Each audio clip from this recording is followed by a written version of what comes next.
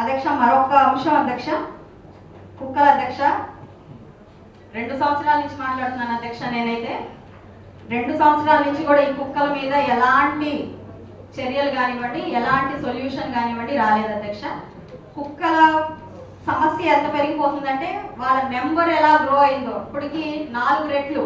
అంటే గత సంవత్సరం క్రితం నాడు ఈ సమస్యని కౌన్సిల్ ముందుకు తీసుకొచ్చినప్పటికీ నేటికి దాదాపుగా ఒక వీధికి 15 కుక్కలు అప్పుడు ఉండేవి అధ్యక్ష. అదే ఎంతో ఇబ్బందికరమైన పరిస్థితి మీ ముందుకు తీసుకొచ్చాను. ఈ రోజు ఆ 15 కుక్కలు 50 కుక్కలు అయ్యాయి అధ్యక్ష. ప్రతి కూడల్లో, ప్రతి లైన్ లో ఈ రోజు 50కి తక్కువగా కుక్కలు లేవు. ప్రతిరోజు ఒక ప్రాణాంతకమైన పరిస్థితినే చిన్న పిల్లల దగ్గర నుంచి పెద్దవాళ్ళ దాకా ఎదుర్కొంటున్నారు. ఒక చిన్న అంటే నిన్నటి దాకా వచ్చిన సంఘటనతో ఒక చిన్న రిపోర్ట్ జీజీహెచ్ ద్వారా మేము పొందడం జరిగింది అధ్యక్ష. గౌరవ సూపరింటెండెంట్ గారు మాకు అందించడం జరిగింది. దాదాపుగా ఒక్క నెలలో 3000 కేసులు ఓన్లీ డాగ్ బైట్ కేసులు నమోదవడం జరిగింది అధ్యక్ష. ఇది చాలా సీరియస్ ఇష్యూ అధ్యక్ష, మీరు అర్థం చేసుకోవాల్సిన అవసరం ఉంది. అందులో ఈ 3000 డాగ్ బైట్ కేసుల్లో కేవలం గుంటూరు పశ్చిమ నుంచి 900 కేసులు డాగ్ బైట్ కేసులు నమోదవడం ఎంతో ప్రమాదకర గట్టిగా మోగిస్తుంది అని మనం అర్థం చేసుకోవాలి అధ్యక్ష.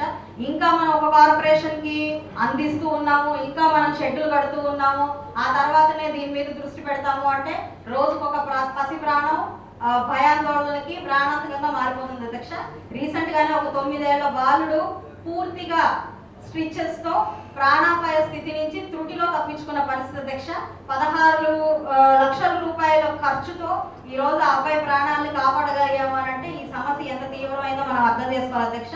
దీనికి కేవలం ఏబీసీ సెంటర్లు ఏదో ఒక కార్పొరేషన్ కి, ఒక సొసైటీకి అందిస్తే ఈ రోజు ఈ సమస్య, ఇప్పుడు మనం ఎదుర్కొంటున్న సమస్య సొల్యూషన్ కి రాదు అధ్యక్ష. దీని మీద మనం ఆల్రెడీ డాగ్ లవర్స్ తో, సొసైటీలతో అందరితో కూర్చుని కూడా మాట్లాడే పరిస్థితులు ఉన్నాయి.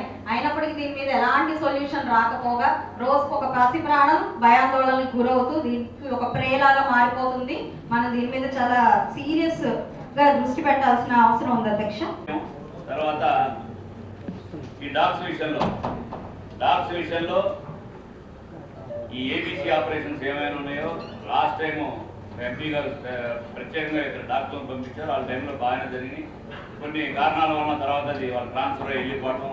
ఇప్పుడు కొత్తగా ఏదైతే కొన్ని రోడ్లో వితిన్ ఫ్యూ డేస్లో రెడీలోకి వస్తుంది. అది రాగానే డాగ్ సెంటర్ కూడా ఓపెన్ చేస్తాం. మీరు అన్నట్టుగా లాస్ట్ ఇయర్ కన్నా ఒక 40% గ్రోత్ ఉంటుంది. ఇయర్ కూడా ఏమైతే ఎక్కడైతే తీసుకోవడం వల్ల నిన్న కూడా నల్లచెరువులో చాలా ప్రమాదకరమైన దుర్ఘటన జరిగింది. దాన్ని చాలా కార్పొరేషన్ తీర్చిస్తున్నాం. ఎందుకంటే మన దాకేమో సుప్రీంకోర్టులో వాటర్ ఉండేది, అది వచ్చినాకేమో మళ్ళీ ఎప్పటికప్పుడు కొత్త ఆర్డర్స్ ఇస్తున్నారు. కొంతమంది డాగ్ లవర్స్ ఏమో పట్టుకుని వేరే చోట వదిలిపెట్టొద్దు అంటున్నారు. దీన్ని ఏదైనా సరే మిగతా చోట్ల ఎట్లా ఉన్నా మనం కౌన్సిల్ తీర్మానం చేసుకుని ఈ డాగ్స్ అనేది ఏదో ఈ యొక్క పేరేచర్ల ఫారెస్ట్లోనూ ఇంకో చోట పెడితే వాటికి కనీసం ఏదో ఒకటి దొరుకుతాయి. కాబట్టి ఇట్లా రోడ్ల మీదకి ప్రజలు హాని జరగడం కన్నా డాగ్ లవర్స్ నా మీద ఏమైనా వాళ్ళు ఏమైనా ప్రాబ్లం చేసినా పర్లేదు, ఇట్లాంటి మీ అందరూ సహకారం ఉంటే ఆల్టర్నేట్గా దానికి అక్కడ అడవులో వదిలేస్తే బెటర్ నా యొక్క వ్యక్తిగత అభిప్రాయం. మీరు కూడా దానికి అందరం కూడా, ఎందుకంటే ఇప్పుడు ఎవరైతే హ్యూమన్కి ఇబ్బందులు కలుగుతున్నాయో మనం ఏదో ఒక డెసిషన్ తీసుకోవాలి.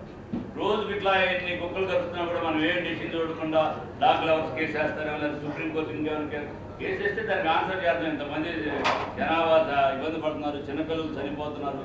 ఈ మధ్య పోయినసారి కూడా మీరు స్వర్ణ భారతి కాలనీలో 5 lakhs మన మున్సిపల్ కార్పొరేషన్ ముందు పే చేసాము.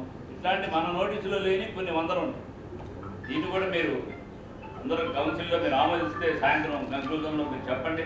అది కూడా మంచి ఎక్కడో చోట దానికి వదిలేయడం బెటర్. లేకపోతే ఇది ఇన్ని సుమారు ఎన్ని ఉన్నాయి సార్? 40,000 ఎస్సీ గారు ఇక్కడ ఉన్నాయి. ఇప్పుడు లెక్క ప్రకారం 38,000 సుమారు 40,000 కుక్కలు ఉన్నాయి.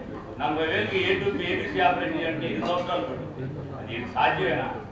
చాలా అసాధ్యమైన పనులు. ఊరినే లెక్కల కోసం మనం ఏదో చేస్తున్నాం. నిజంగా ఆపరేషన్ ఎన్ని చేశారు, దానికి ఏమి ట్యాగ్ చేశారు, ఎన్ని చూసేది ఏమీ లేదు.